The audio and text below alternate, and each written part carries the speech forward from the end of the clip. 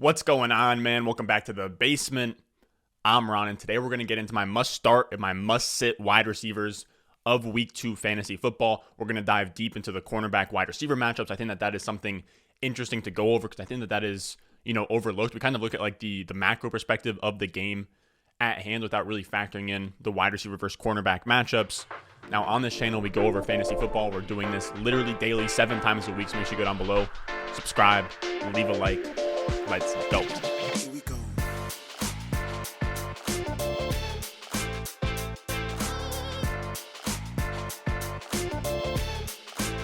Now, first, we're going to talk about the must-starts of Week 2.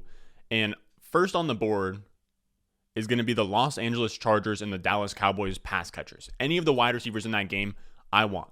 They have the highest over-under in that game, 55.5, and it's going to be an absolute shootout. I think the game's around like 425. Whatever you're doing on Sunday, you need to schedule your Sunday around this game. Chargers versus Cowboys is going to be an absolute fireworks show. All the DFS bros are stacking this game. I want as many pieces as possible. I'm firing up Keenan Allen, Amari Cooper, CeeDee Lamb, Mike Williams. All of those guys need to be in your lineups this week. Then we'll dig a little bit deeper into a singular player, and we'll go with Julio Jones at Seattle.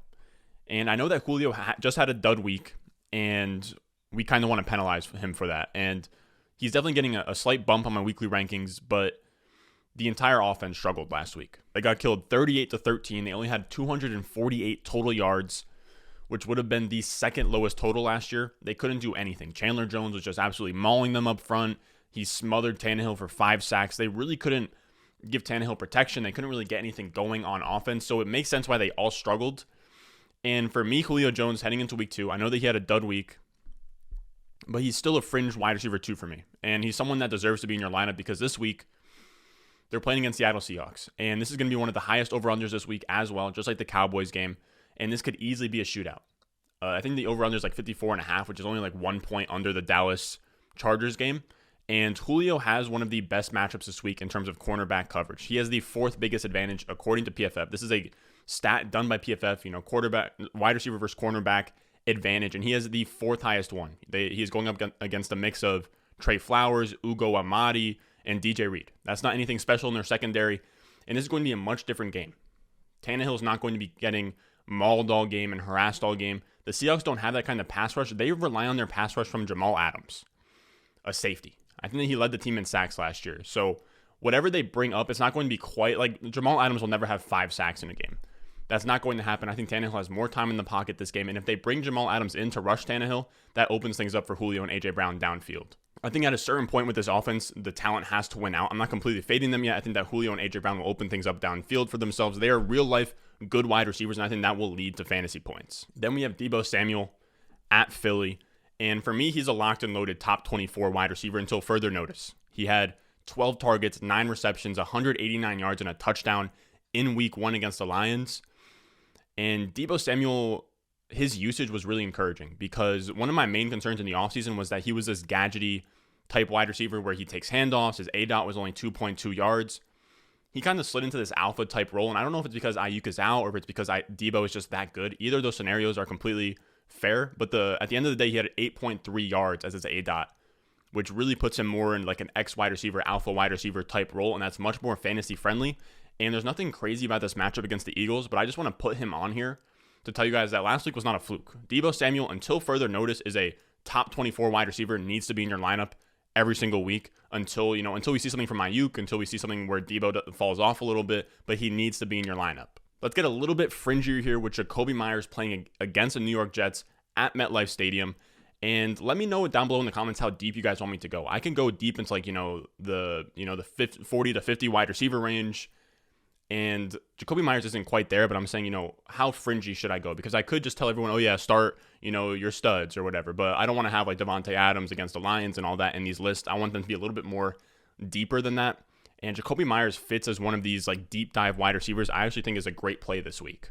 Meyers plays primarily out of the slot for New England, and he's going to be seeing a lot of coverage from Michael Carter II. He's this random rookie slot receiver we have on the Jets, out of Duke, 5th rounder. And bottom line is that he's kind of a bum. And when Jakobi Meyers is in that slot role, he had 9 targets last week. We know he's a good route runner. He showed up well in reception perception in the offseason. I think he's going to be a solid volume option where he gets maybe like 8 to 12 targets in this game. And I think that in this matchup, in this game, I think the New England Patriots are probably going to give the Jets a very tough time. And we could see Jakobi Meyers is now in year 3. He hasn't scored a touchdown yet. I'm calling it. I think Jakobi Meyers scores his first touchdown this week. Then a little bit deeper than that is going to be Cole Beasley in Miami. He was the wide receiver 37 last week. So that's nothing crazy, but we follow the volume. He had 13 targets last week, 26.5% target share. He was clearly the number 2 on that team behind Stephon Diggs, and then Emmanuel Sanders and Gabriel Davis were behind Cole Beasley. And this Miami matchup is perfect. We're going to be targeting this a lot this year because they are a slot wide receiver funnel on that defense. They have Byron Jones and Xavier Howard on the perimeter, very solid corners, like top 12, top 15 elite type corners. And then they have Nick Needham as their slot corner. Now, he isn't awful, but he's like an undrafted free agent out of UTEP in year 3 now. He's not great, and he's a much easier cornerback for teams to target. And it creates this funnel where the perimeter is going to be locked down all game, or not locked down, but it's going to be tougher to target there. And when the slot is going up again, when you have a guy like Cole Beasley, who is a good slot receiver going up against Nick Needham, it opens up a lot of looks underneath for Cole Beasley. So I like Cole Beasley as a sneaky top 40 play this week. For our top 5 must-sits, we're going to just talk about the entire group. The Miami Passcatchers, from Gesicki through the wide receivers, Will Fuller and Jalen Waddle, all of them should be on your bench if you can do it. In a matchup with Buffalo last week, the Pittsburgh wide receivers finished as wide receiver 34, 61, and 64. Those guys are studs. We know that. Juju, Claypool, Deontay Johnson, all of them barely had fantasy-relevant weeks. And against a tough defense, I can't trust any of these Dolphins pass catchers. We saw Jalen Waddle. He had 4 catches for 61 and a touchdown last week. But I have a hard time, trusting anybody's role because we haven't seen what that offense is actually going to look like. That week 1 is kind of misleading because they didn't have Will Fuller, who in my opinion is the best wide receiver on that team. We're not starting Devontae Parker or Jalen Waddle. And on the flip side, we're not starting Will Fuller either because while I do think he is the best wide receiver on this team, I don't expect him to have a big role in his first week back. They're probably going to kind of, it's going to be experimental, kind of see, what works in terms of the rotation. And while we don't know what that looks like, I'll be fading the whole situation, especially because in his first week back, they could maybe ease Fuller back in. So we have no clue what to expect from that situation. I want to see it play out for a week or two before I put any of them in my lineup. And this one hurts my soul, but Laviska Shenault is a firm sit for me this week. He plays in the slot role. He played 81% of his snaps out of the slot this week, and this is going to be a really tough matchup against Denver. This is one of the few teams that have like a lockdown slot wide receiver, and Bryce Callahan for the Denver Broncos is going to give him problems. He has the lowest matchup score PFF gives out. PFF gives out a 10 as their lowest matchup score. He is one of 3 wide receivers to get that score this week, and I wouldn't be surprised if he struggles. It's going to be probably a low-scoring game. Bryce Callahan's going to give him problems, and for me, he's a wide receiver 4 this week, and if I could pivot, I would. I would be trying to get a top 36 option at wide receiver in there for Laviska Shenault. Also, let me know how you guys feel about me highlighting like entire wide receiver groups, because I think for some games it makes sense, and for this one, I talked about the Colts wide receivers versus the LA Rams. In week 1, Zach Pascal, Michael Pittman, and Paris Campbell all saw less targets and less catches than Jonathan Taylor and Nyheim Hines. I'd be sitting all of them on my bench this week because they're unreliable wide receiver options altogether. Zach Pascal had 2 touchdowns last week, which made his fantasy point output look, a little bit better than it was. I think that's a trap there. And they have a really tough matchup this week. So while they're all unreliable, they kind of rely on touchdown luck. This is going to be a very tough defense against the Rams with Jalen Ramsey. They were the 3rd toughest defense against opposing fantasy wide receivers last season. They then had another matchup last week against the Bears where they were the 3rd toughest defense against opposing fantasy wide receivers. And I think Jalen Ramsey is going to make this very tough on the Colts.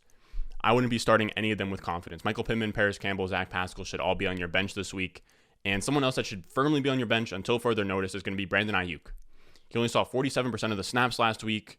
And what happened was very weird. He didn't see a single target. I have no clue if this is disciplinary. I don't know why I said it like that. I don't know if this is disciplinary. I don't know if this is an injury thing. I've heard about his hamstring, but this is weird. He only saw 47% of the snaps. He didn't see a lower snap share than 71% last year. Regardless, this is a PSA for all of you guys out there that have Brandon Aiyuk. I know a lot of you guys out there that watch the videos probably have Brandon Aiyuk, and it hurts what has happened here because I have Brandon Aiyuk in a lot of places as well.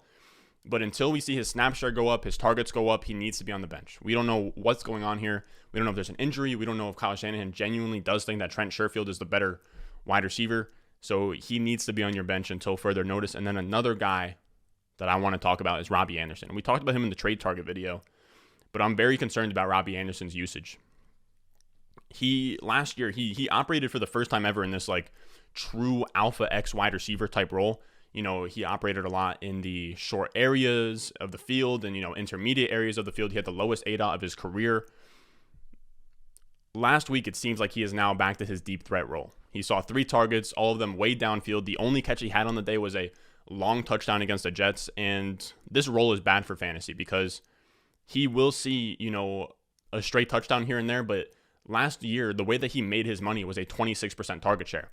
I don't think he's going to see that again this year. We had Terrace Marshall come in there, double his targets. We now have Christian McCaffrey in the short areas of the field, even lighting up out wide sometimes, also taking away those targets in the short and intermediate parts of the field. So I think Robby Anderson's back to this deep threat role, and the Panthers only put up 19 points on a bad Jets defense, a bad secondary. I have a hard time playing him against New Orleans. New Orleans is a much better defense. They held the Packers to 3 points, and I think Darnold actually struggles this game. And if you play Robby, you're pretty much betting on another long touchdown, which could happen. That's definitely in the range of outcomes. But I'm good on betting that, and I have Robby Anderson as barely a wide receiver 3, a very fringe wide receiver 3. If I could pivot to somebody else in that wide receiver 3 range, I would. Now, that's going to do it for us today, fellas. If you want to see my full weekly rankings, I stayed up last night until 11 p.m. banging those out. My full weekly rankings, my RB rankings, my wide receiver, quarterback, tight end, my flex rankings, all that good stuff available on patreon.com/Ron Stewart. It'll be in the comments. It'll be in the description. I also have a weekly waiver wire article I have on there. So a lot of good stuff on there, trade advice, all that good stuff and more on Patreon. Make sure you check that out. Also, let me know if I missed anybody. Let me know if you disagree with any of these. Maybe you're the guy in the comments that wants to start Brandon Aiyuk. I don't know. Now, I have to go drive my brother to get his braces on. Literally have to drive to the middle of nowhere, like a half an hour drive in the middle of the freaking workday. You hate to see it.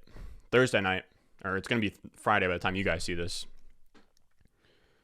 But I believe we're going to have a streamers video tomorrow. So I know a lot of you guys are asking quarterback and tight end streamers and that good stuff. We're going to be doing a Saturday show now. I'm adding that to our schedule where every Saturday I'm going to put out a video that goes over my favorite quarterback, my favorite quarterback, tight end, kicker, and defense streamers. Maybe 3 of each where I like their matchup, or maybe I like their matchup in the next week so you can kind of stash them. I think that's going to be a fun video to make. I don't know what I'm going to name it yet. I think CD Carter calls it Living the Stream. We'll figure something out. Now, that's going to do it for us today. As always, I love you guys. Again, I said it yesterday, but thank you guys so much for 5,000 subscribers. And as always, I'll see you guys in the next one.